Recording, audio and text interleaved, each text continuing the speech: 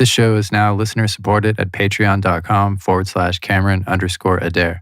If you listen to the show or have been since 2015 when we started, you can help it grow by pledging $1 or more per episode. You can also support the show by leaving a review on iTunes. Links to both of these are in the description of every show. There's also a link in there to leave us a message.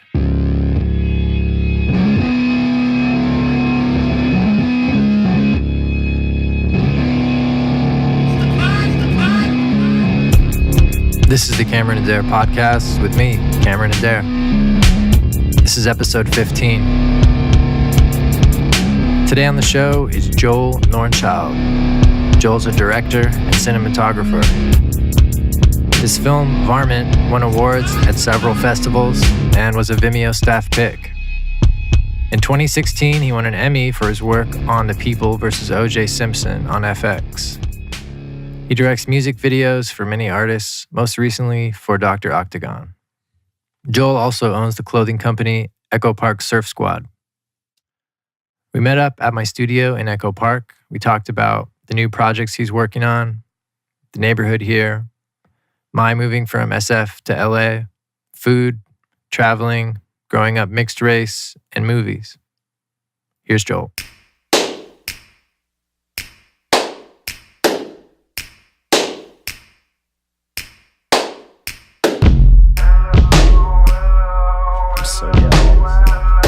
Yeah, you were in Texas? I was in Texas for almost 2 weeks in San Antonio, and then New York last week for 5 days for another project, so yeah. Feeling it. I flew up to San Francisco from Burbank. It was so easy. I didn't check a bag because I normally check. I have a pretty big suitcase. And yeah. It was so easy. I didn't check a bag. I just got off the plane and... Do you have TSA pre? No, I didn't. It's the best. It was a Monday afternoons or Monday night, so it was not. There was nobody there. It was so easy. Yeah. So you were in New York, and then you were out, and then in San Antonio. I haven't literally been home for more than like 3 days since February. It's been crazy. Fuck. I know. That's nice. I know. Well, it's a good problem to have if you're working that much. And you get to travel around. Yeah, it's been a little hectic, but yeah, San Antonio was for like a little commercial job, and then which was a lot of fun, and then came back for I think 2 days, and then took off for New York. Nice. What do they have you doing in New York? What was it? It was I've been working with Ryan Murphy's project, his team, for doing EPK stuff since OJ. So it's for his new show called Pose. Okay. So it's the largest transgender cast ever assembled for television. Oh boy, that sounds like it would be popular with major networks. It's on FX. Good selling point. It's really empowering. Yeah. So I've been talking to all the cast and crew members and just sort of the a lot of just the upbringing, sort of the backstory on their lives. Yeah. Which has been powerful and really eye-opening, and the hardships of, not being accepted by community. So it's gnarly. It seems like someone who's actually transgender who has been through that, they're not as viciously aligned with far left stuff, but all the politics surrounding it are really hard to deal with.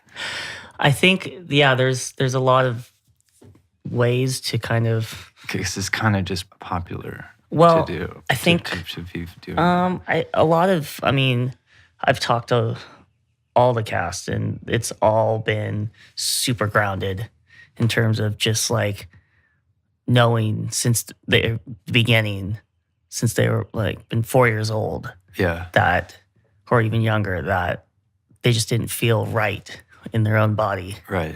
So, and a lot of it's not transgender issues, it's just women issues, which is really kind of interesting and empowering as well, where they're not fighting for it is transgender issues, but it's just women issues. women issues like identity politics and social justice. And, Yeah. Yeah. Yeah. yeah, yeah. I think it'd be really because all that stuff that you see in the news with especially in Hollywood, a lot of it just feels like posturing, and especially in schools too, in colleges. But I bet if you were actually dealing with someone who has dealt with those issues firsthand, isn't just glumming onto some popular political thing. This is like serious stuff. Yeah, it's super emotional and really, again, empowering just because that they're being seen as actors and not just transgender. Yeah. So it's also that in addition to it. So it's not. We talk. Yeah. It's. I mean, one of them was hung over a 3-story railing in the Navy, because they were gay. Oh my God. Yeah. So it's like a lot of kind of like. Were they being persecuted, or was it part of some kind of hazing thing? Or? No, it was. Because I know the SEALs, they do a lot of crazy shit to each other. So. Yeah. No, this was definitely because of wow. Yeah, their sexuality, and the reason why they had joined was they wanted to prove to their family that they could be a part of something. So they joined for that reason, but then after that happened and just this terrible experience of being in the Navy, they were just like, I'm not living for anybody else, I'm living for myself. Yeah. So. Well, I know that I'd like to see something that actually did a deep dive into those people and their experience, and not just pushing a liberal agenda, but actually telling the story and maybe dispelling some of the things that a lot of people think about gender pronouns and all that stuff. Yeah, and that's what kind of my hope is with these interviews that we're doing, Impact Stories. Yeah. That just the way you're describing it sounds like it's pretty heavy. It's super heavy. Yeah, yeah, it's really emotional and like a lot of tears, seriously, wow. From everyone, including like us on the crew and like people we're interviewing and consultants and stuff. It's super heavy. Wow. So that sounds good. Like something I'd want to watch. Is it going to be on? It's going to be on FX. Yeah. Cool. Yeah. Their show is, and my stuff will be revolving around the show. Will be on the website and YouTube, and I think FXX will do a little special look around it and stuff. Cool. Yeah. The message is really on point. Yeah. That's the most important when I think about projects that are interesting. Uh-huh. It's the message and the foundation, and it's just out of this world. It's amazing. So, how you been? Pretty good. Just kicking around Echo Park. Yeah, good. How's Echo Park these days? Since I haven't been here, it's I don't know. I don't really go out. I met up with a friend a couple of weeks ago at Holloway. Oh yeah, yep. Shout out to Joaquin, who owns a Holloway. Yeah, my friend from CalArts from college. When we moved in here last summer, I kept seeing him on the street. I guess he works there too. Oh, really? Yeah, just randomly. Yeah, an acquaintance from CalArts, and he and his girlfriend actually live across the street, and he works down there too. Oh, cool. I never met Joaquin though. Yeah, I'm sure you've seen him around there. He's a good dude. They also own Little Joy. Oh, really? Mm-hmm. Oh, cool. Yeah. Good people. So you'll see him walking his dog on Echo Park Ave every day. Yeah, I like it. I mean, I go to Lassen's all the time because the coffee there is so good. And cheap. Yeah. $1.99. Uh-huh. And Patra's is my spot now. Oh, yeah. I like fast, casual, greasy food. I haven't been there, I think, since like 2004, 2005. I'm assuming it's That's been there since forever. Yeah. So I'm meaning to go back there, but I mean, yeah, it's not going anywhere. Yeah, it's weird moving. I don't know. You're from here, right? Yeah. Well, I'm from Costa Mesa originally. Oh, okay. And then been up here since 2003, I think. Oh, okay. Yeah. My mom went to Hollywood High though, and like my dad. I mean, our family's been in LA for like 100 years. Yeah. So Philippe's, the French dip sandwich spot in downtown, it's been there for like 110 years. That's our family restaurant. Oh, really? Yeah. Oh, cool. Yeah. So. Yeah, my family's kind of all over, but mostly in the Bay Area. And so even after however long it's been, I guess 9-10 months, it's weird moving. Because there's such a different vibe here than it is up there. Yeah. What's the biggest, you think? What's the biggest sort of I can talk thing? a lot of shit. Yeah. What's one word or two words that describe I heard the actually difference? someone else described it as that San Francisco itself, the city, it's a refined place. Mm-hmm. Like the cost of entry is a lot higher. So there's a lot less kind of goofy bullshit. Mm-hmm. And it's just more tightly knit. I mean, San Francisco's it's like a fist to me. It's like so tightly knit, and just you can't really squeak by, and everything is very refined. Is a good adjective. But I'm okay with it. It's just different. I don't know. I miss the food in the Bay Area. Yeah. I miss the Giants. I went and saw the Giants game when I was there last weekend. Yeah. Brian Stowe is a no word in Los Angeles. Yeah. He's the fan that got seriously injured. Right. Yeah. It's a tough one. He was the Giants fan. Yeah. Yeah, I still have my 2010 World Series hat. And when the season opener was here with the Giants, I wore it outside. I got yelled at about 3 times in 5 minutes. Yeah, they take their Dodgers seriously around here. It's tough to get around on The Dodger Dodgers. days too. Traffic is just a nightmare. Yeah. They're it's going gotten to build worse. that gondola. I sure hope so. There was Whatever it takes. Actually, last night I listened to like a really in-depth thing about the gondola. Mm-hmm. And On Eastsider blog? Was it on there? No, I don't know. No, it was on the LA. It's called the LA podcast. Mm-hmm. And it's the guys on Earwolf that do Hollywood Handbook. Okay. But they have a spin-off that's just all about like local politics and stuff like that. It told the whole history of the guy. It's the guy who used to own the Dodgers.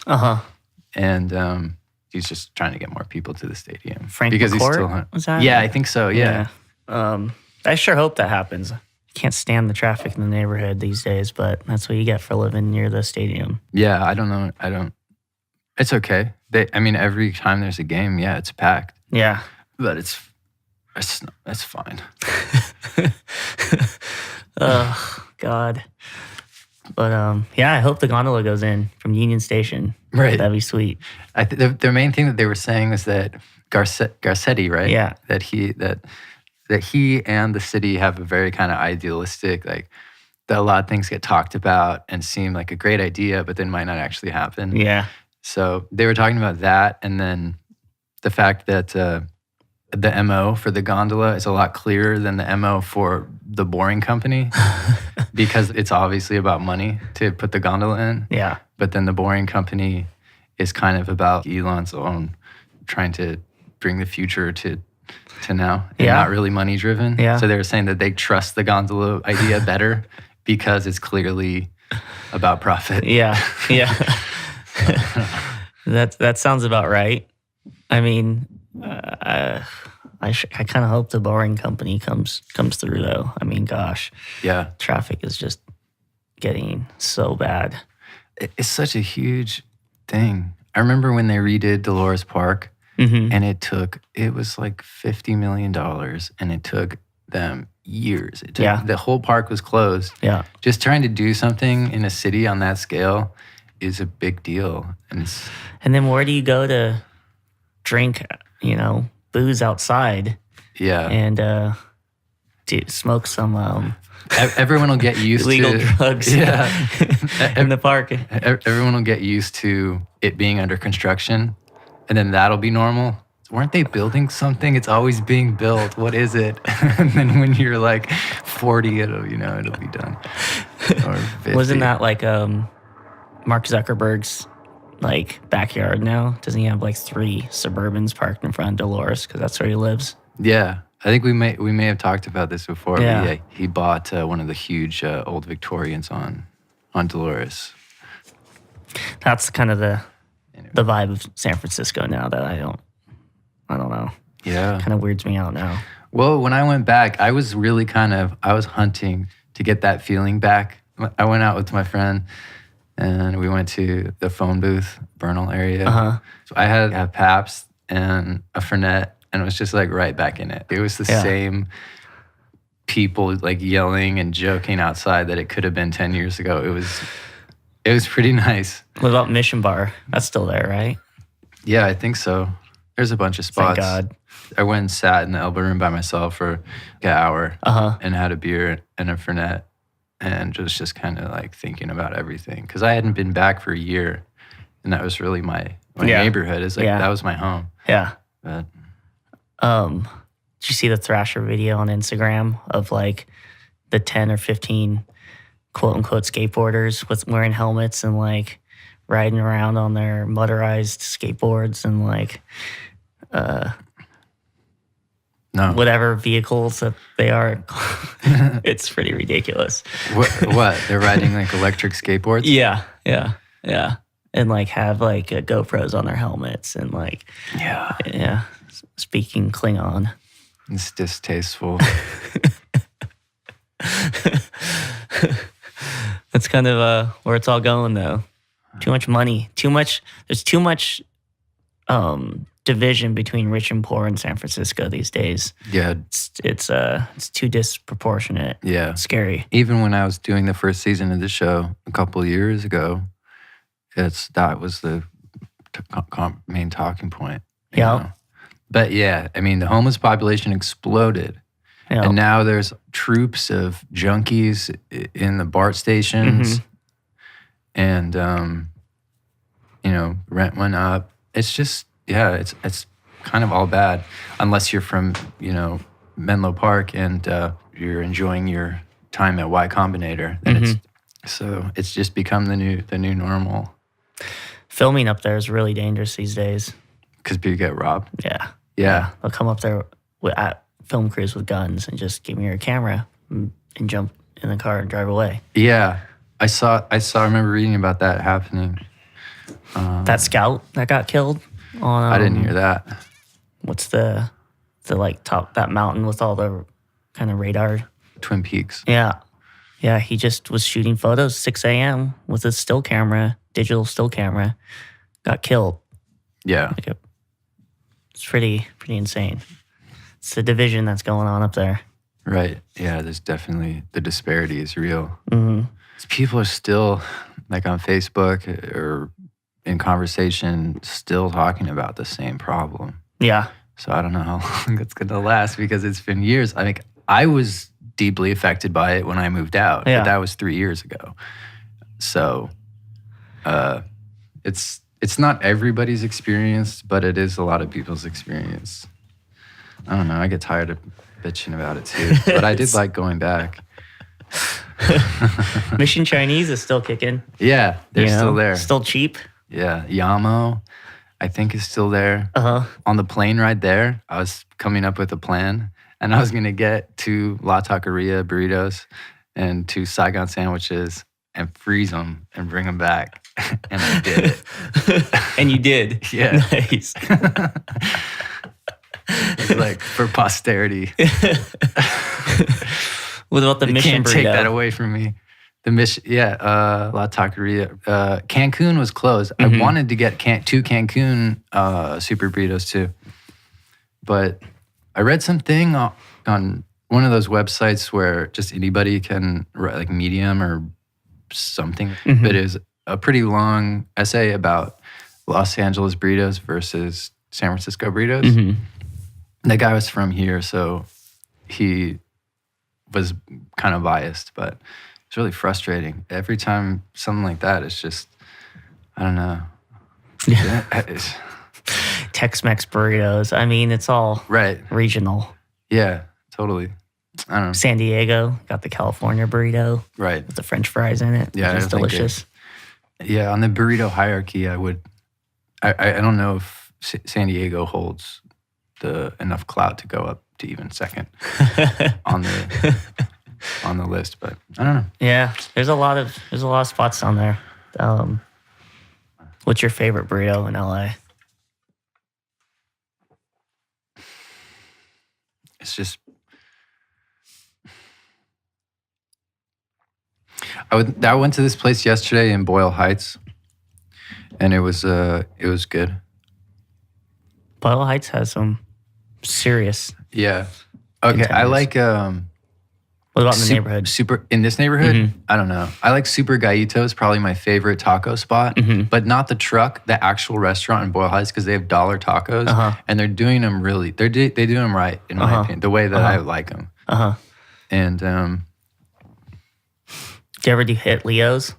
I like Leo's. Yeah, Yeah. I like Leo's. Yeah, because they do the al pastor on the spit Yeah. with the pineapple. It's $1.25 now, though. That's the only disappointment. It used to be $1. Leo's, yeah, it's legit. And Super Gallito, I like. But as far as burritos, I just can't. It's just. Taco Zone? You got the Suadero there? I haven't tried that Suadero one. burrito? It's pretty good. Taco Zone? Yeah. All right. They've raised their prices, though. Yeah. Yeah. I was there one time when they got firebombed twice in one night. 2-liter bottles of gasoline or whatever is thrown on the roof. Why? Only reason I could kind of think of was payola, maybe. Wow. Yeah. Twice. And the second time I came back, they were all just like freaked out standing outside of Taco Zone. Oh my God. Yeah. Wow. Yeah. That was probably 10 years ago. Yeah. When there's a fence around ghetto bonds. Yeah. Yeah, right. Yeah. But yeah, the neighborhood's changed quickly around here. Has it? Yeah. Yeah. It's I think wild. everywhere. I mean, the Super Burrito that I bought, the prices went up at La Taqueria too.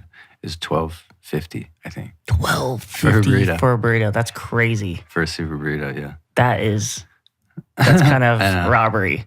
Yeah. Should be like So it's like you 6. can get a $18 cup of coffee in the Mission now from those, like the cat shit coffee. Or Yeah. Yeah. God. $18. Yeah. I think it's even worse than that. But yeah, that's idiotic. the crowd. There's the playground for the rich. I mean, it's like Manhattan changed too, Yeah. It's like, Yeah. so. It's fluctuating. I feel like, I don't know. I feel like people are kind of going back and forth between like they're moving out of Manhattan and then they're moving to Brooklyn and then they're moving to LA or they're moving back to Manhattan. And it's just like, Yeah. I can't keep up anymore. So how do you get, it seems like in the production world, it's small and it's so tightly knit. And the people who keep getting work, just keep getting work. How did you fall into that? Did you go to school for I kind of did. film video or something? Yeah. Yeah. I went to school in San Diego for like kind of graphic design and business and then took film classes within like the curriculum, but it was just kind of always shooting skate videos since I was a kid or like Yeah. doing ads and working on kind of visual stuff for different action sports brands. Kind of all started from there, but I don't know. It's just being at the right place at the right time or just always being available and having kind of like a, support from, a lot of the stuff that kind of happened came out of Echo Park Surf Squad, which was just kind of a big joke as well. Because I thought it's kind of like your vanity label. You know what's funny is yesterday, thank God I was home, but I was getting a couple of emails from this really awesome store in Japan. I think it's called Maven or something like that. And they were emailing me, but I was gone like a lot of the time, so I wasn't able to like get back to them. But they were like, "Oh, we want to check out your store. We want to check out your store. We want to check out your brand." And I go outside of my house, and 2 Japanese guys, super winded, they had walked up my hill because they were too afraid to park on my hill, and like were looking for the brand. Oh, really? Echo Park Surf Squad. Wow. I was like, you guys all right? How did they got your address from the Secretary of State or something? Or maybe it's on the website. I don't know. It's on your domain privacy. Yeah. And they had gone to Mohawk General Store trying to find it, and we haven't. mean, Kevin, we just haven't given Kevin and Mohawk any clothes lately, so Yeah. it was pretty funny. But Wow. there is some mystique about it, I guess, still. So that's cool. You're big in Japan. we don't sell any stores there right now, but the brand is kind of, it's funny. It gets me excited about action sports stuff, so because it's just not that. Yeah. Right. No, I get that. So how does Echo Park Surf Squad tie in with your video stuff? It's funny because a friend of mine from Warner Brothers Records, he's one of the video commissioners, and he just started buying Echo Park Surf Squad. And then his wife has a pretty cool blog, and he came over and took some photos and stuff of just the brand and sort of did an article on it, which was super cool. And then we just became friends, and I started shooting like a bunch of just kind of behind the scenes stuff and videos for some of the bands and whatnot. Oh, cool. Yeah. And like just being available. And he kind of gave me like a pretty cool break, just, doing whatever, shooting everything and anything I could, interviews and stuff. And that kind of got me to on one of, I think it was Big Data, I was doing the behind the scenes for that. I don't know what that is. They're a band that did, I forget the name of the song that they have, but I'm sure you've heard it. But they were doing a video, and then the production company that was producing that video that I had met a couple times, and they were friends of friends, and I had been emailing and talking to Steven. And he had the project, the OJ show, that kind of, before it started, and he asked if I wanted to do like EPK and behind the scenes stuff on that. And I was like, sure. Yeah, I mean, why not? And then that kind of led to more things. But I mean, I was PAing on music videos and stuff in like 2006 for like friends of mine, and just doing whatever. Yeah. Just because, it was fun. And we did a terrible short film in 2003 that is awful, but you got to make the awful stuff before you can make the good stuff. So yeah, and that kind of just, I mean, doing the OJ project got us into an Emmy nomination for our 30-minute, or it's 30 minutes and under. It's called Short Form Nonfiction Narrative. And got nominated, and I got to go, and we ended up winning, and like that kind of really helped jumpstart everything. Yeah, that was a couple of years ago. Yeah, 2016. And I went to a cha-cha lounge in my tuxedo. Oh yeah, after. Hell yeah. Yeah, it was awesome. See, I thought you were working on the OJ series, but that's not what got nominated. It was a show. Well, that got nominated too, but all my pieces that I had done around the show, like we did 10 episodes about, costumes and wardrobe and stuff. And one was about Johnny Cochran, and like it's funny, all of Ryan's shows have the storyline, and then it has another like through line about sort of saying what's wrong with the world, or just pointing things out that like, and that one's about I watched that race binge in America. watch the whole thing. Yeah. And Versace was about homophobia in America in the 90s. Right. So a lot of things that we did a piece on, we did Versace too, and a piece on Don't Ask, Don't Tell.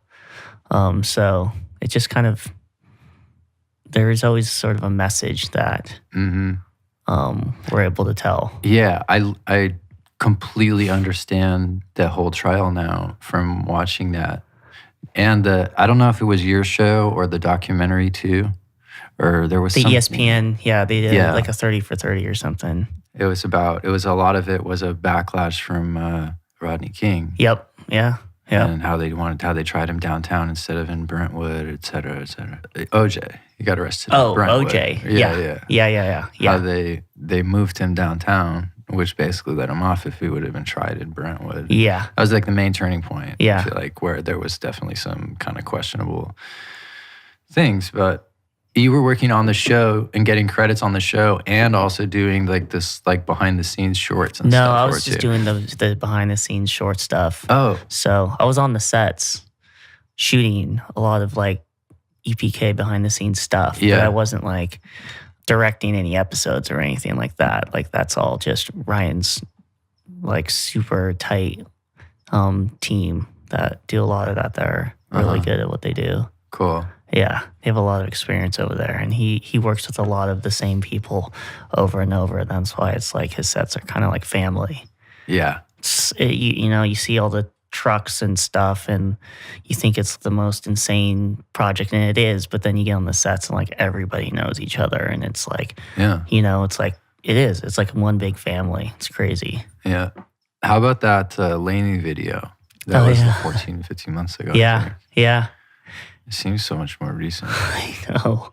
It's funny when I was on doing this commercial recently, and the agency was watching that video, just kind of going through my website, and their son was like, "Why are you watching that Laney video? Like, that's my favorite band." He's like, "Oh, we're thinking about using this director for this project." Oh, good. And he's like, "Oh man, that's like my favorite band ever." That was shot on what, the Panavision lenses, Primos. Yeah. That was crazy. Lots of bokehs in the background and lights and Yeah. 100 millimeter steady cam shots. That poor first AC, man. Yeah. He was across the street pulling focus, like nailing it. That was crazy. Cool. That was a fun one. But that one ended up working out. And then we did one recently, BC Unidos, which we shot in Oakland with the Scraper Bikes crew. Mhm. BC Unidos is like a Swedish producers with this artist Shun sang on it. She's I think she lives here and then also lives in London. But that Scraper Bike is like that community that supports local kids and building their own bikes. It's kind of like an after school program. And if like you're not doing well in your grades, then you have like somebody that helps you do your, with your homework and stuff. And it's really a good organization. It's right by Raiders Stadium and all that. I don't know. Is that Yeah. East Oakland? Yeah. Yeah. It's a pretty rough neighborhood, but they're doing some super cool stuff out there. You have representation by a couple different companies, right? Yeah. Yeah. Does that help, or is that just a formality? It definitely helps. I mean, for music videos, especially like Jen Herrera and Andy Roberts. Andy's in the UK and Jen is here, Las Bandas, Be Brave. They represent a lot of different directors and production companies here and in the UK, and they get sent so many tracks. So there's a lot of variation that they have going through. So if they see something that might work or fit your vibe, they'll send it your way. Cool. Yeah, they're Yeah. awesome.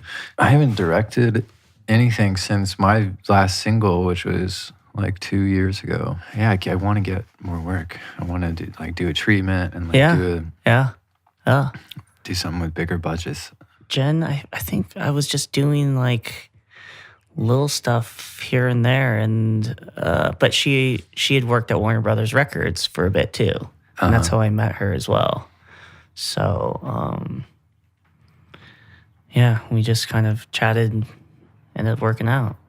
Cool. So, and then we did the Cool Keith video, Yeah. Dr. Octagon, which was Yeah. which was awesome. That was a labor of love, though.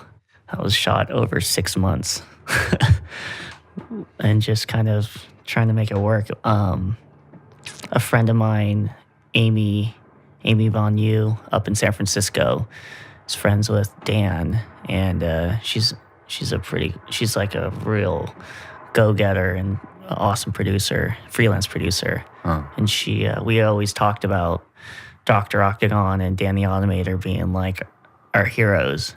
And when we heard a new record was coming out, we're like, please let us do it. Yeah. So we got a list of kind of all these different songs, and she came up with the idea of the Kung Fu Tea that's in the video. Right. That we really wanted to do. And then they were into it, and we kind of went from there. Yeah. Paul Banks from Interpol's on the song, so we got to shoot him, which was a lot of fun. And He's in the video too. Oh, he came out to San Francisco. so we shot all the kung fu stuff at Mr. Jew's, that restaurant in Chinatown, Brandon Jew's spot. They had like upstairs was like this banquet hall that was being renovated, so we were able to use that for free. Cool. And then I'm a big Interpol fan. Like, when I was a kid, I went to see them on their first album tour with my girlfriend. Turn on the Bright Lights. Yeah, I don't know. I was like 17 or something. Yeah. I've always been a big fan too, and so having Paul on the song, I was like, oh, we gotta do this as well. And he had played the 15-year anniversary of the record or something, like here in downtown. They played the outdoor festival, and then the next day we shot Paul at the offices, at the production, More Media offices, singing the hook. And then, cool. And then we projected him. So you can't really see him very much, but it looks cool. Like, that was a really technical shot to pull off. It's like kind of a wave of like super cooled air that's going through dry ice that creates like this fog that kind of just drops straight down that you can project onto. So we shot Paul at like I think 30 or 48 frames, so he had to sing it pretty fast. And then he's super cool. He's a huge surfer. Really? Yeah. Huh. Yeah. So it was fun. Talked about that a lot. And Cool Keith is just like, he showed up early, which is like, I heard all these stories and I was kind of nervous. Because he's a kook? No, he's just like, he's just an artist, you know? And like, I just didn't know what to expect. And he showed up early and was like really interested in cameras. Oh, yeah. And hung out and did the song, and it was awesome. Yeah. I remember reading a long time ago about Dan's studio in San Francisco and how it was like in a weird like attic or something, and I always thought that was cool. San Francisco 90s vibe. Yeah, he's awesome. I mean, me being like half Japanese, he's always been like a inspiration for me as being like a Japanese American that was doing really interesting and cool artistic music. All the Dell and, you know. My friend Matt Kelly, he mixes all those records, or has been since the 90s. Because who I met through Hyde Street in San Francisco. And actually, I was listening to, I think I made a playlist from 93 till infinity, and then a hieroglyphic song came on, and he shouts out Matt Kelly at the beginning of the song. He's like, "What's up? We're here," you know. And I'd never heard that before. I was like, "Wow, Matt's actually shout out in the song." He's like legendary. Yeah, and all the snowboard videos that Hieroglyphics was on growing up, and like. Oh yeah, you're a snowboarder. Yeah. Lots of snowboard days. I saw this. This article, it's a Jenkem magazine article, and it's, I don't know if you've seen it, the best or the most underrated or something Japanese skate parts, video parts of the last 10 years. It's really cool.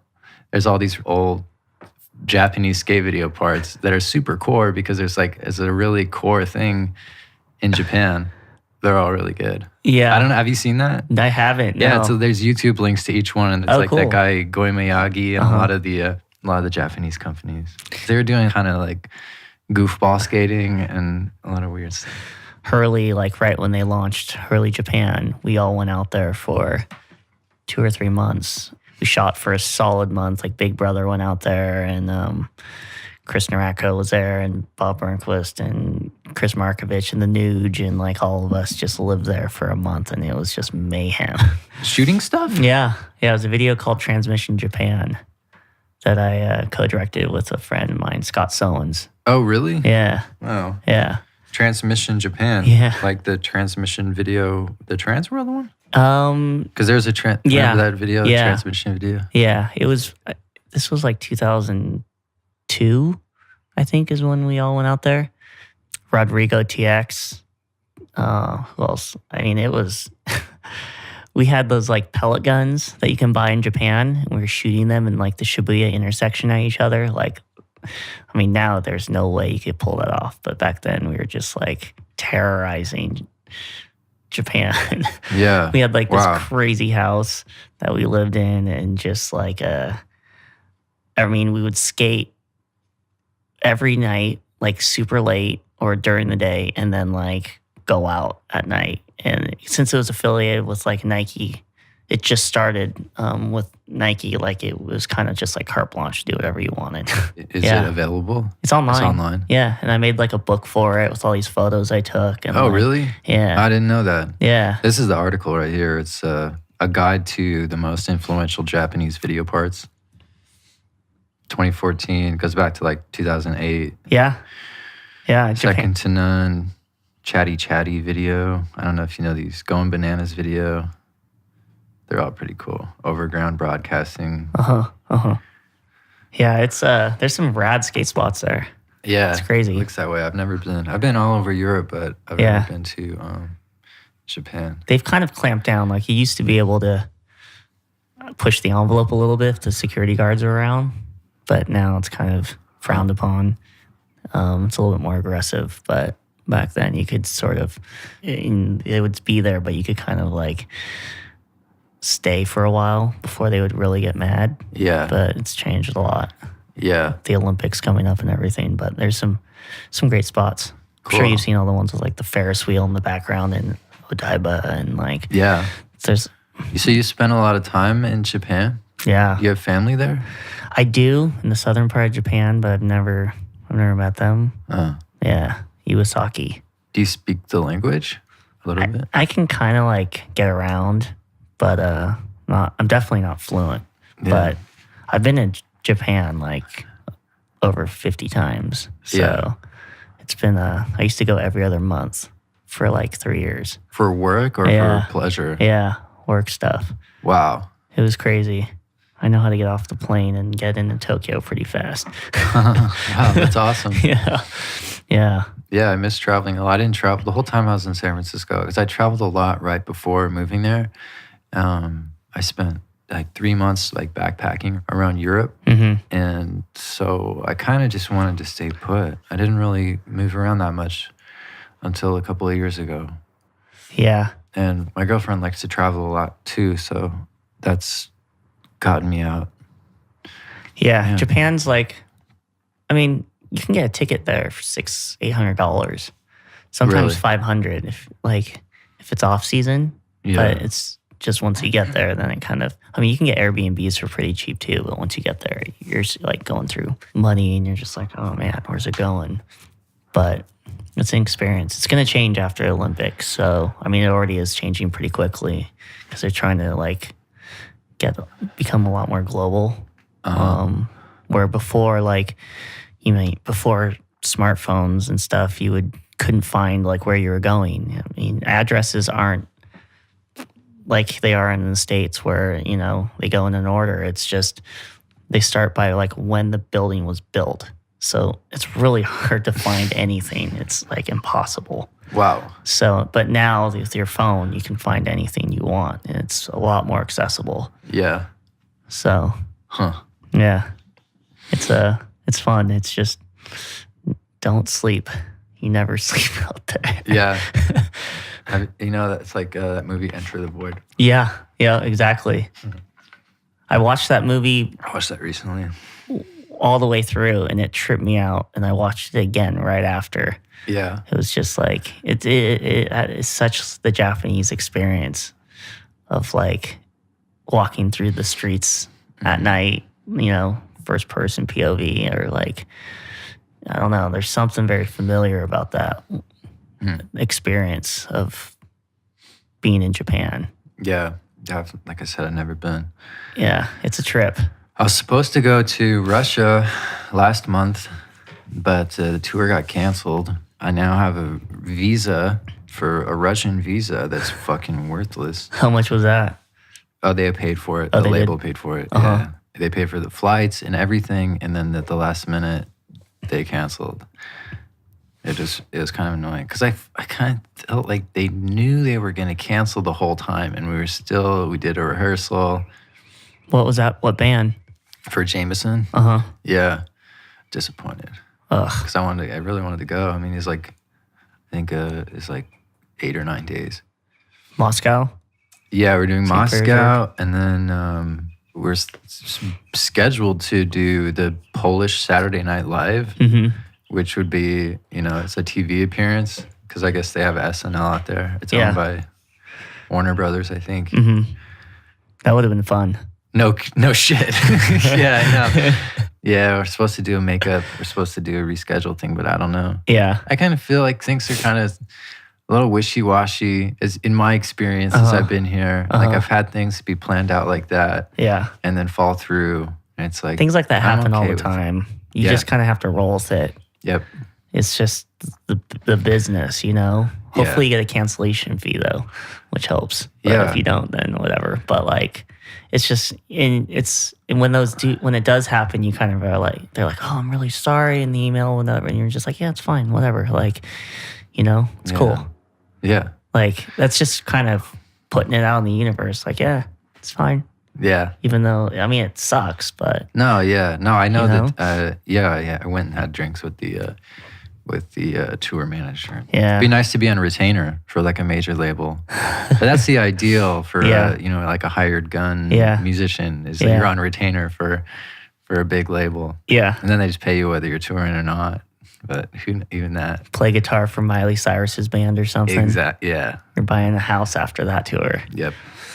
But it's also those. There's that movie. I think it's on Netflix. That's all about the hired gun guys.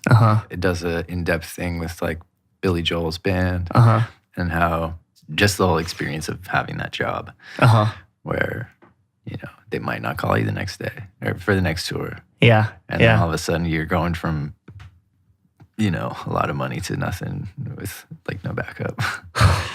But it's pretty brutal, actually. Yeah. It's pretty brutal. It's sketchy. Yeah. But that's the business. That's the business. It's like that could happen with films and movies and commercials. It's like 1 second you're writing, like you're in charge of a feature or whatever, and you're like manning the whole ship, and then it's over, and like then you're sitting around wondering where your next paycheck's coming from. But I mean, you know that in the film business. Yeah, it's just kind of the way it is. Yep. It's the industry. I mean, actually, I remember when we met, must have been a year and a half ago. You were talking about like your shoot the next day, and then that night at the party, you're like, "Oh, it fell through." Yeah, that happens all the time. It's just, it's part of the business. Like, there could be a job next week in Portland that I'm going to do, but it might not happen. Oh, like, it's fine. Yeah. Like, you kind of train your mind and body to not like freak out as much anymore. Because hopefully, like, at the end of the day, you're going to, that something else is going to come around the corner. And that's also the Echo Park Surf Squad is kind of an outlet for me as well. Just because, when the thing is moving, like, that's also another kind of project to focus on and, whatever. Income. Yeah. So, I don't know. It's just juggling a lot of things at the same time. Yeah, when I was making pretty good money in San Francisco, I was messing around with that. I was making some clothes and merchandise, and it's always a fun thing to do. Yeah, it's stressful. I did a bunch of clothes for Sigur Rós, and then Arcade Fire. I did some sweatshirts for them too. But those ones, like, it was like this all over print. It was like all custom. It was super cool. Yeah. But how? It was through this company in I think in Toronto, and they because I was doing a lot of like clothing stuff at the time too, and they hit me up and they're like, oh, we want to do some sweatshirts or whatever, and cool. did some t-shirts for them. Yeah, it was fun. It was cool to see the product being sold at at the shows. Yeah, a few years ago, I had extra money and I always wanted to do it. So I had like labels made, and then I Yeah. had someone sold the labels and the t-shirts, and I Yeah. had them screen printed and everything. I wanted to keep it fun, Yeah. like not make it stressful. It's such But- a nightmare sometimes, like running around. Because we custom make our shirts where we were at the time. And like, You cut and sew the yeah. shirts. Yeah. You were doing cut and sew t-shirts. Yeah. Wow. Yeah. What does that cost? Jeez. It's actually not Can't that buy expensive blanks? if you're doing everything yourself. Really? Like Yeah. getting the satin care labels made and then getting the fabric, and then you get it to the cutting service, and then they take it to the sewing contractor, and then it gets dyed, and then it's just like, oh man, there's so many steps involved. And then from the dye house, you're doing shrinkage tests on the fabric to make sure it's all shrinking correctly, and then it goes to the screen printer. It's just like so many steps, so many things could go wrong. But I think that discipline also helps in the film industry of like, I mean, it's all storytelling, but it's just if something goes wrong in the fashion thing, you're screwed because you just made like a couple thousand t-shirts that don't fit right, Yeah. So every step matters. Right. Yeah, I went through that doing the vinyl manufacturing too. Yeah. So many steps. Once you go through it the first time though, you understand it Yeah. a lot better. You got to do, they're called PQ sheets, Uh-huh. where it's like for the lathe, you have to have those made or make them yourself. It's the whole thing. Not to mention the packaging and That stuff stuff's- too. Yeah. Well, yeah. Then all the packaging, I spent a long time in, but it's I like that stuff. I like problem solving. Yeah. Like you said, in the film business, a lot of shooting is just problem solving. It's a lot of pre-pro, making sure that you know what exactly you're getting into as much as possible before you're going into shoot day. Because if it doesn't work on shoot day, then it's kind of pointless. Like, what are you doing? Yeah. If one scene doesn't really work, then like, well, the thing is pretty much done. So you really kind of have to be ultra prepared to pull it off. Yeah. Well, how about don't you have a sister that lives out here too? Yeah. Doesn't she? She's in entertainment also. Yeah. We have a web series that we're doing together called Almost Asian. Kind of just experiences of growing up, mixed race in California. Yeah. And it started off kind of like this, I don't know, outlet. And she stars and writes them. And then I was directing like the couple, I don't know, like some of the original ones. And now she's looking like she's gonna sell the series to a pretty well-known network or Cool. Yeah, Wow. it's pretty wild. Congrats. So it's all very relevant to like the conversations that people are having these days about kind of race in America, especially being half mixed race, half Asian, for us anyway.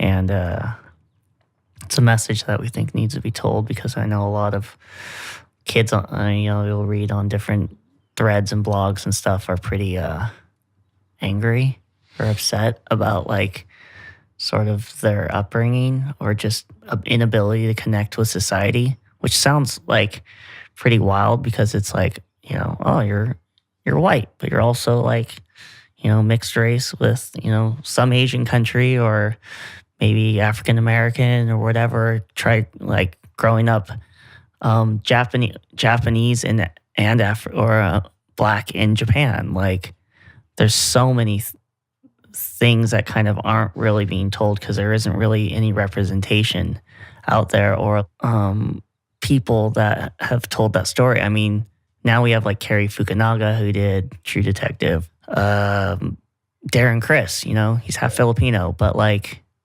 I mean, look at Breakfast at Tiffany's and Mickey Rooney's playing the Japanese dude. Like, are you kidding me? Like, come on. Yeah. Or it's disgraceful. what's his name in blackface doing the shadow? You know what I'm talking about? The shadow dance, that movie. Fred Astaire. Oh yeah. It's important to tell your story. That's what being creative is all about. Yeah. Connect with other people. But it seems like pretty popular now to just, a lot of people just lean in too hard on that. Mm-hmm. there really wasn't any role models for us. I mean, there's Keanu Reeves, like, He's part yeah, Japanese. or I don't know if he's Japanese, but he I think he grew up in Hawaii or something. But yeah, he's mixed race.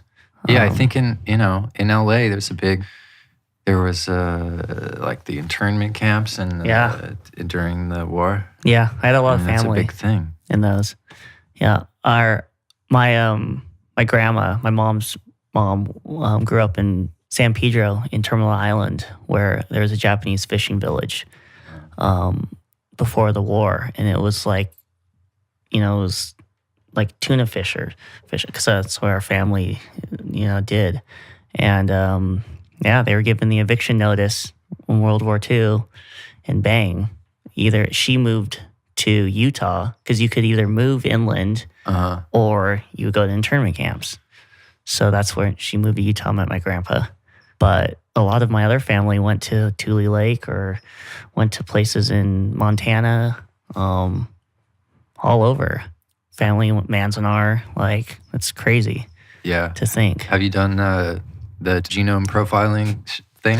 No, I'm afraid to. You're afraid that a lot of people are afraid to. Yeah. I'm afraid to give my information to a company that I don't know what they're going to do with it. They're going to own your DNA or your information, and then they're going to be like, oh, well, you're arrested. Or you're like, you have the possibility of high blood pressure or something. So we're going to charge your insurance a premium because you have that risk. Yeah. Which I think, like, that is worth so much compared to, like, what your web browser, tells you, what that tells marketing people. But these people actually know your entire history. Like, that's scary. That's why I put a fake name on it, but I don't know if that's enough. They actually just indicted the East Area rapists through the genetic profiling, because some of it is public record. Mm-hmm. Did you see that story? The California, that older guy who in the 70s, he's like late 70s or something. Yeah, killed and raped the Golden State. People. Yeah, rapist. So his son was in the genetic database, and they still had his DNA from one of the rape kits, and they arrested him. Yeah. So I kind of, I don't like, I have an aversion to all that invasion of privacy because I'm just naturally irritated by what happened in San Francisco. But I did it anyways. I can't, I put a fake name on it. The future is changing. Society is changing so quickly. We don't even know, like, the internet, obviously, in the past 10, 15 years or 20 years has really flipped things, and AI is coming in on board pretty quickly. And I'm just trying to protect myself from that. And so I thought I was more Italian because my great grandparents were two of them were from Italy, but it turns out I'm less, according to them, and mostly the other two I thought I was. But so you must be. I'm fourth generation, right? Yeah, me too. Yeah, but the other side's German and, like, Irish or something. Yeah, me too. It's like 10% Italian, and then the other two are German and Irish. And I know, actually, because of my German grandma's memoirs, that her parents moved from Western Germany to Nebraska. So that part of it I can track. I love when you see, like, I'm 1% or 0.1% Asian. I've had a couple of people tell me that, actually. Yeah. Cool. Dude. Oh, man. But anyway, that's kind of our almost Asian. Almost Asian. Almost Asian. Yeah. Is that what it's about? It's about... It's like going to a Japanese restaurant and they give you a fork instead of, like, chopsticks. You're just like, oh, okay. Being in Japan, and they kind of look at you like, what do I do? Who are you? Yeah, it's a lot of kind of just comedic moments, commentary on upbringing. Yeah. Again, with my food thing, I am so irritated by people that don't understand, like, sushi or omakase. They're used to getting it at Vaughn's. Yeah. The one time I've had proper Michelin star omakase in Sausalito, it was just amazing. There's a difference. That's one thing I'll pay for is sushi. That's kind of, I mean, the risks of getting sick is just outweighs, paying a little bit more for sushi. Yeah. And it being good. If you're going to a reputable place, they would be ruined if they got you sick. Happens. I'm Yeah. surprised more people don't get sick from supermarket sushi. The one place in Sausalito I went to, we just ordered regular off the menu, and then you could order from the omakase, Michelin starred chef behind the counter, $14 for a piece. Yeah. So we each got 2 pieces. Yeah. He hands it to you, Yep. and it's room temperature, and it paints a little sauce on there. Yeah.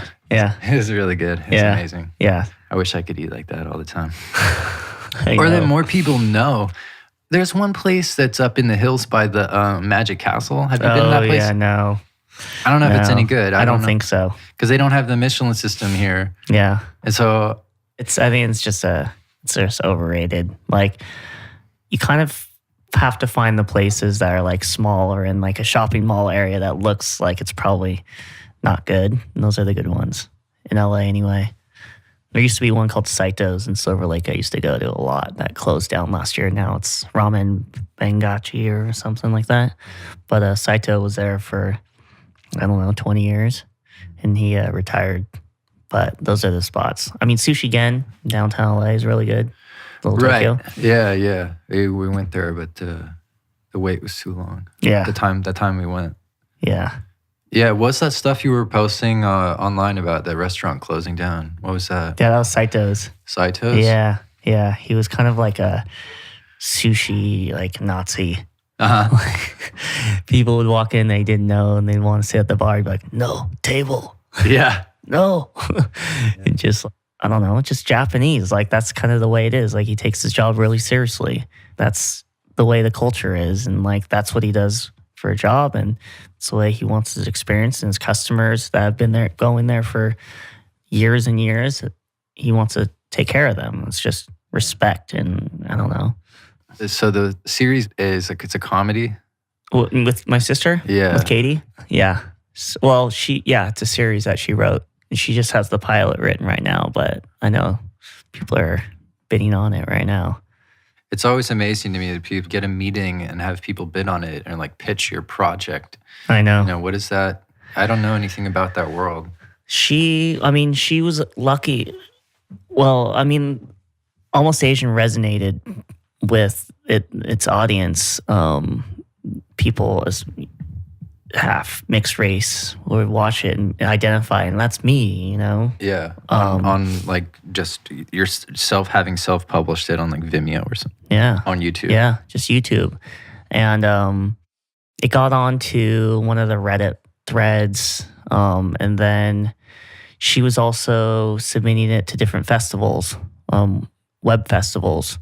And that it was doing really well in web festivals as well. And she recently, I think last year, was on NPR and got featured on that for just talking about just the mixed race experience. And that got her a lot of visibility. Cool. And she was able to attach an actor to it. And one of our friends helped her get a producer involved as well. And the ball started to roll. Nice. Yeah. Cool. Yeah.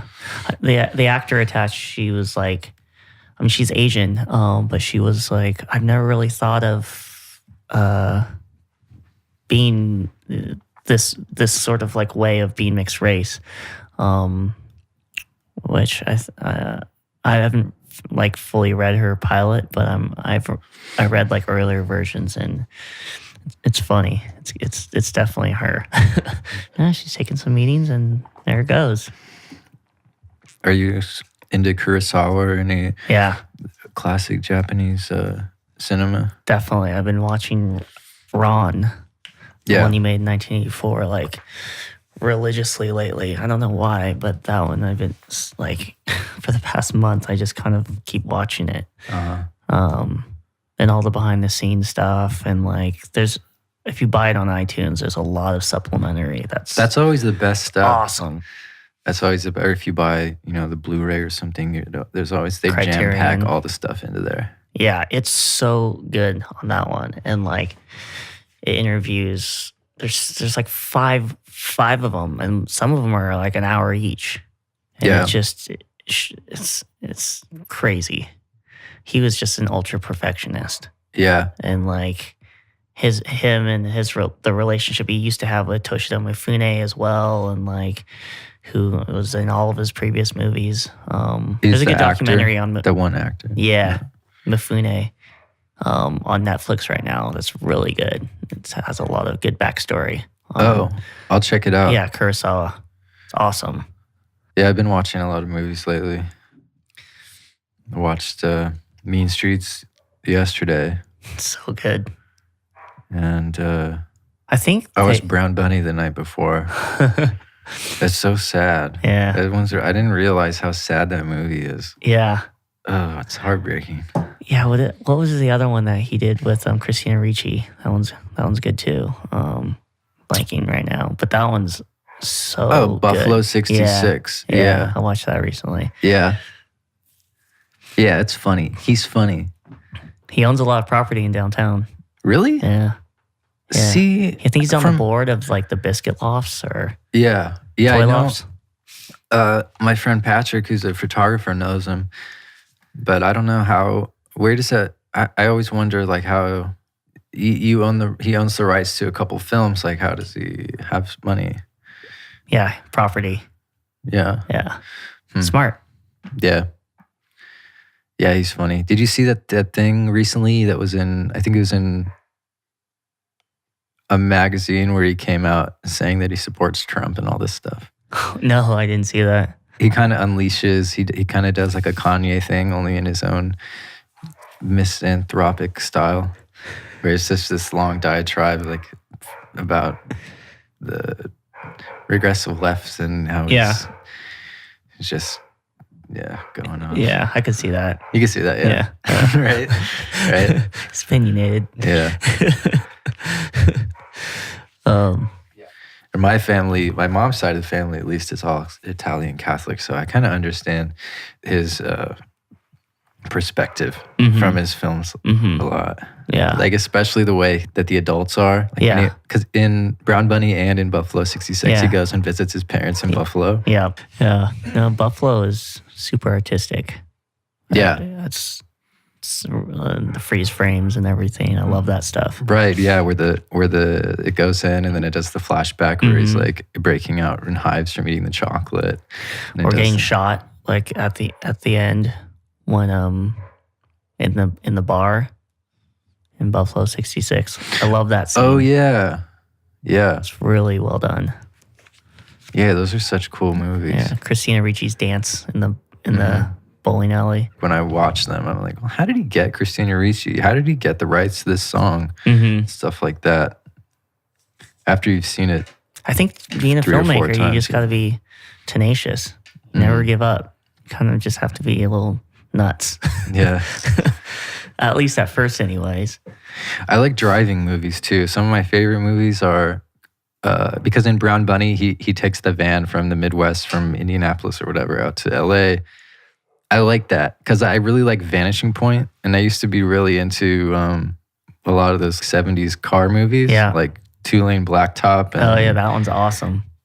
Just the boring nature of driving long distances and then having that as part of the story.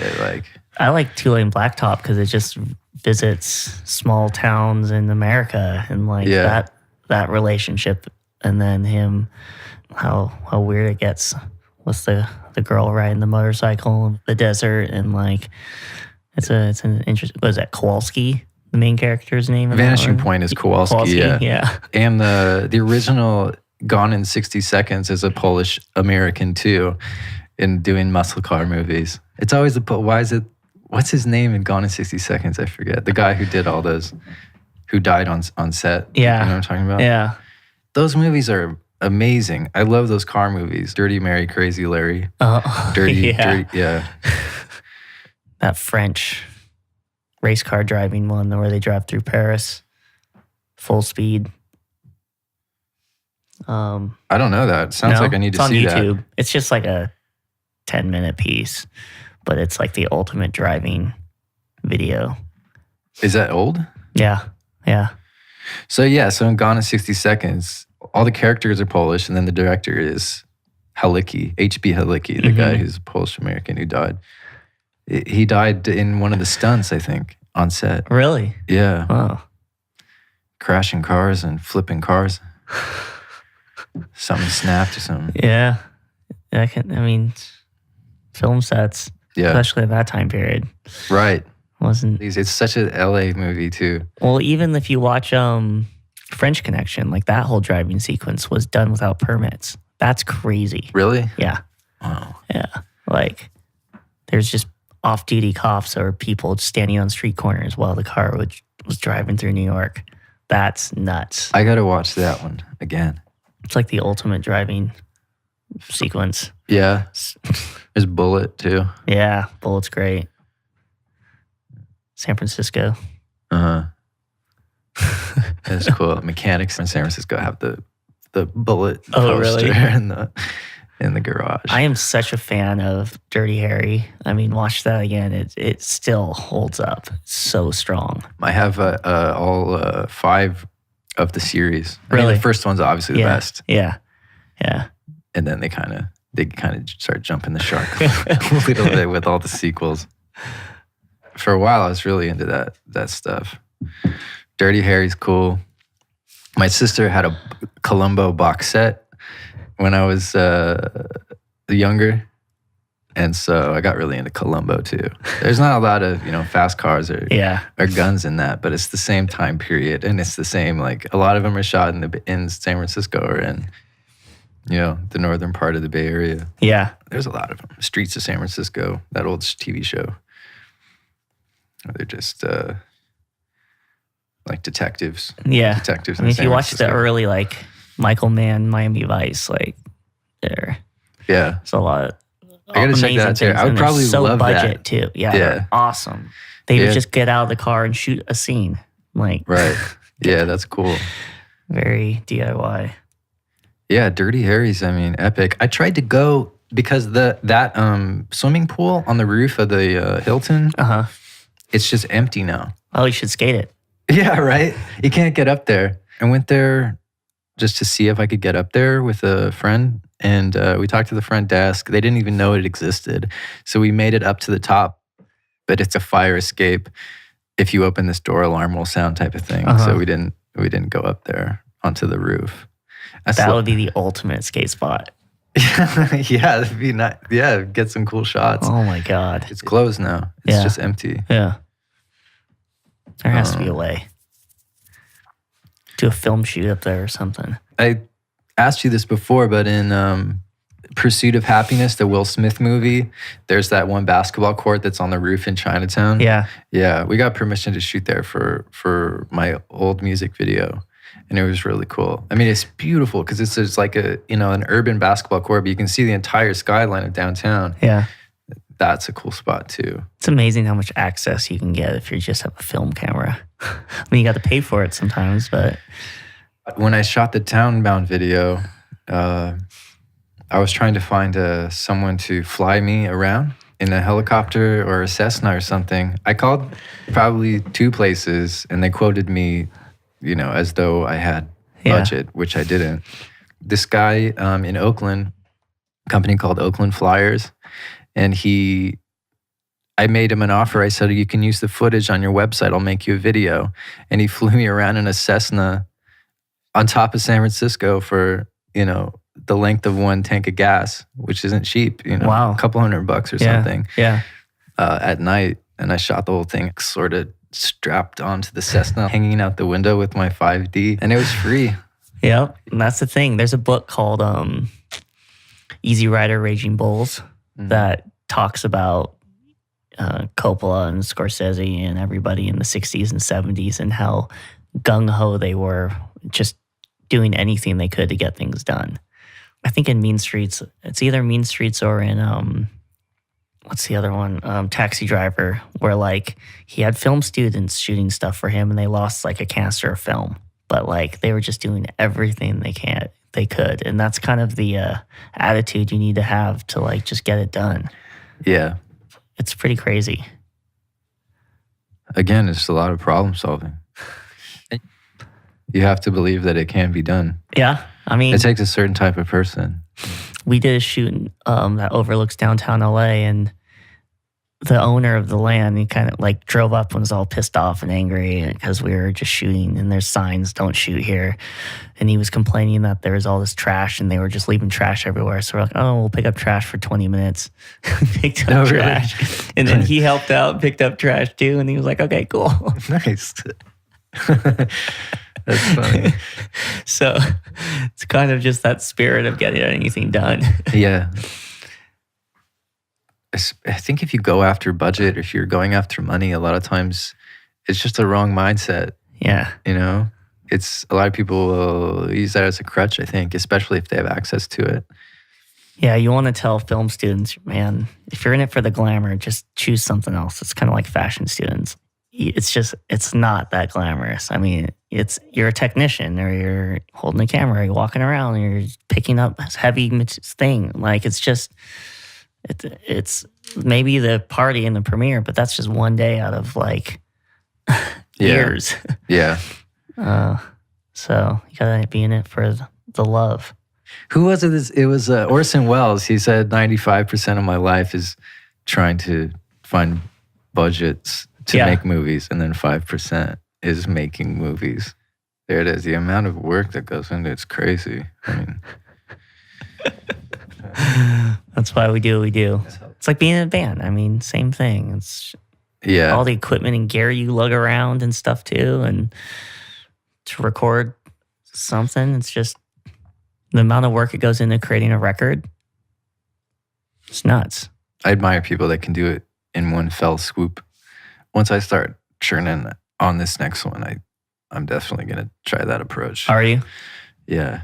It's like a movie when you're constantly fiddling with the edit. You sometimes usually make it worse, right? Because you're just like ultra conscious about everything. Yeah. And at the end of the day, a lot of that doesn't matter. Or you're losing like some sort of soul out of the project just to be overly technical. Yeah. Well, I can't wait to do more videos. I mean, I know that when I have another single, I'm going to do one. And I've been waiting for, years, but it takes that long.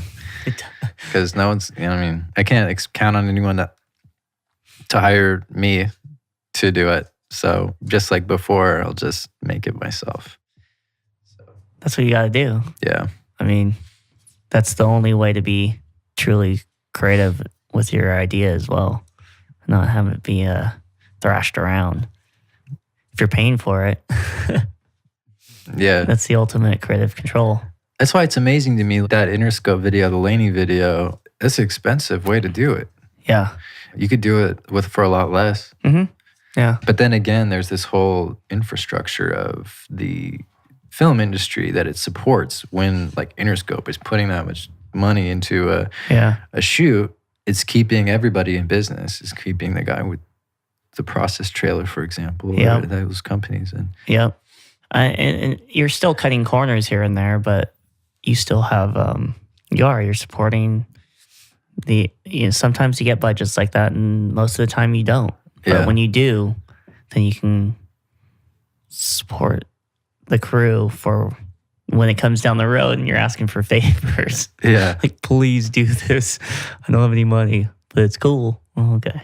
Yeah, that's nice. Yeah.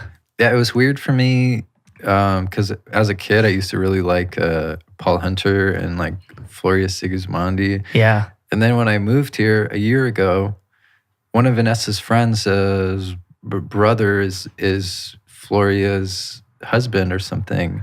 It was a trip because like I idealized those old 90s videos. That Interpol video that she did is like one of my favorites still. The obstacle one. And it's so simple. Oh, she directed that? Yeah. Of course. Yeah. Yeah. They're shaking the cables on the floor. And the water, and there's the dancer and stuff. And yeah. They also did that other video that was like an art videos, they played the frame rate really slow, and it was just Oh. like a second of clip, but they stretched it out to Uh-huh. 3 minutes. It seemed like a total Interpol thing to do, Yeah. that Yeah. type of video. Yeah. They did one where they played with frame rate that I liked a lot, that they stitched it all together. So like the guitarist was played slow motion and then the singer was regular speed, and that was Yeah. kind of interesting. I didn't know she Simple did idea. that obstacle one video, but I Yeah. remember it distinctly when it came out. Yeah. Randy, my DP that I work with a lot, he was a PA on that video. Oh, Back in the really? day, yeah. Wow. They shot that at that studio in downtown LA. Yeah, it's like right off the 110 freeway. A lot of stuff shot there though. But That's a trip. yeah. I saw the escalator there when we were doing a shoot there one time. I was like, yeah, it's cool. That's cool. Nerding out. Yeah. You know, I like the DP that does the Jameson videos to Luis Perez. You know his work? He did the Odd Future video where he eats the roach. Okay. And Yeah. he did, yeah. And he did a lot of those weird Jameson videos where it's like girls peeing their pants and stuff. Have you seen those? Those are amazing videos. Really? Yeah. There's no shortage of amazing DPs here in LA. It's crazy. This is just obviously the saturation of like anywhere you're going to come here. It's insane. It's cool. Yeah. Yeah. And you're just like, oh, you're that guy? Like, you've done some crazy stuff and you're just so normal, Right. you know? You don't have to be psychotic to be completely creative. It was interesting moving here. Really, you know, I've never really lived here. I went Yeah. to college to Cal Arts, but living in LA was completely new to me. It takes time. LA is one of those places where it just takes time to sort of lock in and sink in to the community. Yeah. It's one of those, it just takes so long. Yeah, I figure a couple years it takes to kind of feel established again. Yeah. For Yeah. It's not like in New any York, new place, a couple where you years. can kind of usually just takes. find your community pretty fast in New York and you're good. Like You think here's- so? Yeah. I think it's just it's so spread out here, and there's so, like, you find your neighborhood, like Echo Park, and then you find your kind of community in the neighborhood. The film industry, especially, is just so insular, and it takes a long time for people to kind of start to let you in. And I think because it's so hard to just get in anyway, but it's just one of those things that just takes a really long time. A couple of years ago, I was emailing Pretty Bird just to see if I could PA or something for them. It was like that with the studio world too, because I came down here. I'd been emailing Larrabee, the studio in the Valley, for years. I had read interviews with people saying like, oh yeah, I emailed them for years. And then they hired me as a runner. I finally got an interview there last year, but they didn't take me on. It was weird. They don't know about the studios that I worked at. They don't know the manager or the owner there, which is weird to me. Yeah. I might as well come from Mars. So they didn't take me on. I don't know. But it's like that too. I mean, it's sort of, It takes time. yeah. I mean, shit. Speaking of trying to get into insular communities, when I came down here and I was around the time I was trying to get a running job at Larrabee, I called what is it? A studio on Santa Monica. I forget that someone had recommended to me, and Oh, that like pretty big one on like Santa Monica or well, there's a ton of them, but I think we did a shoot there for Danny Harrison and Morning Becomes Eclectic. One of those like big ones. it's the guy. Have you seen that Portlandia sketch where he's like, "Oh, this is the Pet Sounds microphone." That one. It's that guy. That's the guy that they're making fun of. It's the guy that owns this studio. But anyways, I called up there. It was when I was staying at my cousin's place in Culver City, and I was just trying to, get my resumes and get interviews like I did at Larrabee. And he picks up the phone and he's like screaming at me, "Hey, are you guys hiring any runners or anything?" Yeah. He's like, "Oh, we don't hire runners." I was like, "Oh, I thought maybe I could send you a resume or." Yeah. somehow it escalated. He must have been having a bad day. Yeah. But he was like, "You'll never work in this town." He said that to me. I was like, sitting in my car. "What's your name?" I'm not telling this guy my name. And then one of the interns called me back because I hung up. Yeah. And apologized for him. Yeah. Yeah. It's like, welcome to LA. That's It makes sort her a of, funny story. it totally, like, you have the people that are just gonna be like, you're never gonna work, or your stuff is terrible, whatever. Yeah. And like, it's well, that's just your opinion, man. Whatever. Yeah. You just gotta keep plugging away. The music industry, amazing. especially though, Yeah. seems a lot looser than everything else. I mean, Yeah. gosh, music industry is Wild West as far as I'm concerned. There's so many egos involved, and not that there isn't any in film and fashion, but music especially, it seems very central. I almost believe in zero meritocracy Mm-hmm. at this point. Mhm. I think that anyone who's a household name or has established something, it's all people pushing it. Mhm. It has nothing to do with taste. Mm-hmm. There must be just some kind of level of subjectivity in music where to have an actual buzz around a musician because people like it and because you're contributing to music over the last, popular music Yeah. is so rare. Yeah. Everything is just paid for and placed. All the streams are fake. All the followers are fake. It's crazy. Well, it's kind of the question of like, why does something hit and why does something not hit? Like, what is that magic for any creative industry? Right. Like, why does a movie hit? Why does a fashion brand resonate? And it's sort of like that intangible, whatever it is that makes it makes it special, or just has visibility behind it, or hype, right. momentum. The artistic merit, and then things being, either popular or marketable. I thought that that there was some relationship there. Yeah. But the fact that it's a business, whether it's with movies or with music or anything, they don't mesh as much as you would think. Yeah. Yeah. Like painters. I mean, man, why does one painter become famous and the other one not? Like, a lot of times it's maybe they're outlandish and they're just sort of dressed wild and they're at all the parties and, Yeah, totally. The art world is a really good example of Yeah, that. yeah. It's just, I don't know. I mean, someone could be an amazing painter, but they just don't have that visibility, Right. and their paintings don't sell. Mhm. So maybe there's conflict that needs to happen behind it or whatever. Yeah. I don't know. It's amazing to see, like, one guy could make a record, another guy can make a record, but then that guy has just complete luck of knowing someone who knows how to, say, pitch it to terrestrial radio, which Yeah. is a whole thing in and of itself. Yeah. The other one over time, and then the other one is now, the guy's buying a house. It's all who you know. It's It really crazy to is. me. It's like Yeah.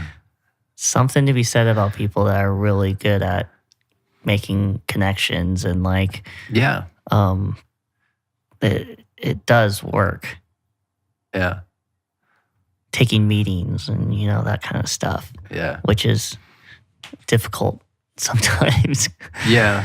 but it does matter. I mean, it's hard to find honest and real people, but hmm they're out there.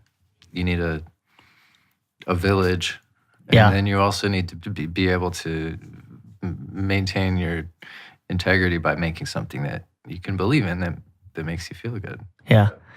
Well, imagine if you had a record that you had to make for some major label that you had the producer and the label telling you what to make. Just to fill a quota. Or just you finish it and they're like, oh, this song's not really right. Like, it doesn't fit. You can make another one that's kind of like this. And Right. like, that's the business too. Yeah. And then do you roll with that? Can you like pull it off? Right. Yeah. It's Also, like, I want a record deal, said no one ever. You end So- up making Metal Machine Music or one of those Quota records. Neil Young has one too. He's trying to end his contract, so he just makes noise. Oh, you mean that trans record that he made like in the 80s? He had the vocoder. That was the one he made for his son, who was like disabled. Yeah, and he was communicating to him through. One of them, I know Metal Machine Music is the Lou Reed one. I'm not sure which the Neil Young one is. Yeah. But they're out there. Yeah. They're kind of. There's an Elvis Costello one too. They're angry. They're just saying "fuck you," like the Death Grips record where they put Zach Hill's dick on the cover. Oh man. That's yeah. No one wants to be there either. You still got to do it. Yeah. It's a business, and it's just figuring out how to get to work. The music industry is the Wild West for sure. It trips me out. I don't know. Yeah, the Grammys were a trip for me. Yeah, I know. Man, we all know it's not based on the music. That's the huge complaint about the Grammys now. That there's no meritocracy. No, there. It's a complete. I mean, it was fun though. I always wanted to go. I don't know if it's that way for the Emmys, but the whole nomination process where you win is a whole thing in and of itself. Around Grammy season, and I think it's September through December, if you're a voting member, you get spammed. Yeah. To vote. Yeah. And it's the same that's for how the people Emmys win. in consideration and all that. Like, there's 2 Emmys one weekend, like before and one weekend after, and ours was the Creative Arts Emmys. And Ryan was going to mine or our project for just one nomination. And I was so nervous. I was like, oh man, I hope he didn't waste his time coming all the way out here to lose. Yeah. But thank God it won. That was... Yeah, they have that too at the Grammys. There's the televised one, and then there's the much longer, like kind of more communal one. Yeah. Yeah. That's not the big 4 or 5 awards. Yeah. Runs all day. Yeah. There's the whole TV event. Yeah. It's kind of aligning yourself with people. Like OJ won so many awards. So it just was the stars aligned. And thank God it worked. But if it didn't, whatever, it's fine too. Like, I'm used to losing, so. It's cool to even be nominated. It's really cool. Yeah. Yeah. So. But I don't know what they're doing now. I don't know. It was fun to do firsthand, but I don't know what's winning. What won Best Picture? That movie I didn't see. Recently? Yeah, the one about the fish lover. Oh, Guillermo del Toro's movie. Water. Yeah, that one. Yeah. Yeah, I didn't see that. And then I saw it won Best Picture, and I was like, no, I'm definitely not going to see it. I heard it's good. Yeah, it's good. I'm sure it's, yeah. But I don't know. It's amazing anything gets made nowadays. That's not like a Marvel movie or Star Wars or something. Like, that's true. At least there is 3 billboards. At least there is still Florida Project and I like that indie movie. movies that are still, it's not as many, but they're still getting out there. Yeah. Thank God. That's a good, I saw that too. I saw that in Seattle when I was there. Yeah, that's a cool movie. How you feeling? I'm feeling good. Cool. I got to run a hard drive down to my editors for New York trip. Still got to put feet on the ground and do it yourself. Yeah. It never ends. Don't you have your assistant do it for you? You're always picking up sandbags. Yeah. Unless the grips yell at you for picking up a sandbag, then you don't. That's my philosophy anyway. Getting your hands dirty. Yeah. That's the way it has to go. Yeah. It's fine. No assistance for this one anyway. Where does your editors stay? In Echo Park? No, they're in downtown. They're in the art district. Oh. Done like 4 projects with them now. They're awesome. Really, really good. They keep me like in check. They run like at a super high level. So we're always kind of like watching each other. I got to make like pretty in-depth shooting logs, and we keep them like, it goes back and forth. It's a really good relationship, but it's definitely like stressful. Trying to keep it up, like the energy up. They're really good. One of the things about working in at Hyde Street and at Prairie Sun where I was, is that, I mean, they're functioning at such a high level Yeah. that it does keep you in check. They're always watching over, like making sure you're not, Yeah. or you're on your shit all the time. Yeah, even if it's ridiculous, like winding cables properly or something, Yeah. becomes a whole thing. I still now solder my own cables. I'll deoxidize all these pots because it's ingrained in my head. It's routine, and you're setting the way that you work and you operate. If it's the smallest job or the biggest job, should be the same thing. You know, there's the right way and there's the wrong way. Yeah. And I think Japanese culture for me has really taught me, like, there's tradition and there's honor, and you got to do it right. And if you don't do it right, then everyone's going to look at you. And there's no other way of doing it. It's the way of the samurai. Even the way that you take your business cards, you know, it has to be done correctly. Yeah. If you don't take it with two hands, then you just take it with one hand and put it in your pocket, then that's a representation of that person in your district. Yeah. Disrespect. Yeah. There's so many unsaid rules like that in Japan. It's insane. So you're kind of always watching over, like making sure that you're not. You don't get a pass as a Westerner? You do, but they still think That's it. still not They're good, still yeah. kind of like, oh. Well, I hope I haven't disrespected you, Joel. I'm American. Thank you. This was fun. Yeah, thanks for doing this. It's Yeah. nice to kick it off again. It's really exhausting to do this too. Why? Like you get tired. I get tired Really? just talking. Yeah, I do. It's like you're on stage. Yeah, it is like that. You got to keep it interesting. I'm not too worried about it. Some of them I get a little nervous. It's fun though.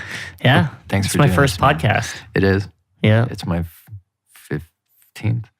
No, I hope it was insightful. we'll call you. I'll call you on the next one. Thanks so much, man. All right, man. Thank you. All right. You've been listening to the Cameron Adair podcast made by me, Cameron Adair. Thanks to Joel. You can find Joel online at joelknoernschild.com. For Echo Park Surf Squad, go to echoparksurfsquad.com. This show is listener supported through Patreon and by leaving a review on iTunes.